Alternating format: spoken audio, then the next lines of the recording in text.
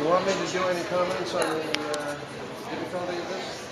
Yeah, and you can talk a little bit about competition before we get into it. All right, I can start right now. Okay. Who's got the mic? Mike, do we have a mic? Yeah, it's right behind you there. Craig, sir. Yes, we have a microphone for you. Thank you, sir. You're right.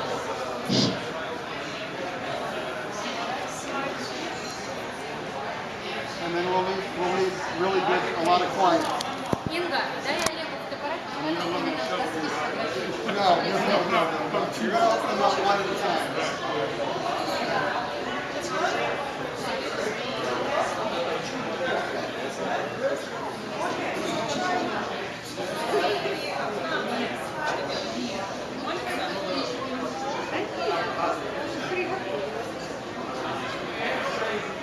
Good evening, ladies and gentlemen. While you're talking and enjoying your Stella Artois, our hero of the evening is preparing his memory.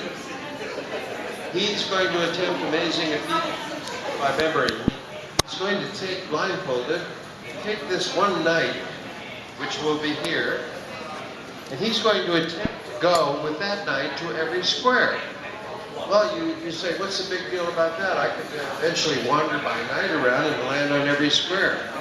But the catch is, he's going to go to every square without touching the same square twice. So that's only one way around the mountain. You better go, touch each square only once till he gets back home. He's starting in the corner. Now, I used to work with Bobby Fischer. I was close to him, and Bobby Fischer never attempted to do this. I'm sure he had the ability to do it, but it wasn't in his repertoire to try such a trick as this. This is difficult. You have to have special vision in your mind. You have to see the board clearly, and you have to know where the knight's going, obviously.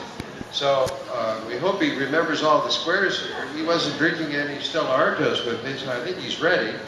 And Stan, you ready over there underneath that blindfold? Yeah, if you'll go over to the demo board and give Gary the microphone. Okay, Gary. Here you go. I'm warming up the mic for you, Gary. Who's going to move the pieces as Stan calls them out? You're going to move the pieces, Ron. You want me to move the pieces? Okay, I'll be glad to do that. Jerry, here you go. Are you ready to move it? Well, it's not good if he touches the same square twice. Remember that. Right. And I've never done this in public before. Never done in public. This has never been attempted before.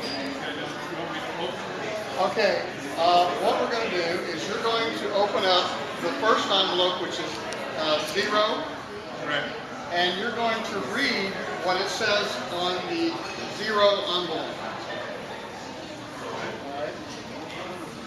And just announce that out to the people. Very nice to see you. Yeah.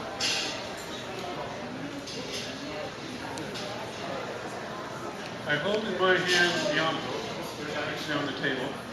As a child of 4, you can plainly see these envelopes have been hermetically sealed. Very nice too. No one knows the contents of these envelopes, but Morphy the Magnificent will ascertain the answers having never seen the questions. Okay, Ron, are you ready? Yes, I'm ready. Okay. Gary, would you take envelope number 1 and just press it to my forehead here? Okay. All right, don't open it up yet.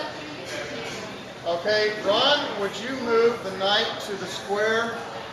The answer to the question is A1. So Ron will move his knight to the square A1. All right, that is the answer to the first question. All right. Now, I have not looked at these envelopes, but the answer to the first question, I'm channeling Morphy, and Morphy says the answer to the first question is A1. Gary, would you open up envelope A1 and read what is the question? What is the question that the answer to is A1? Question: what makes hamburgers taste like steak burgers? Answer: A1.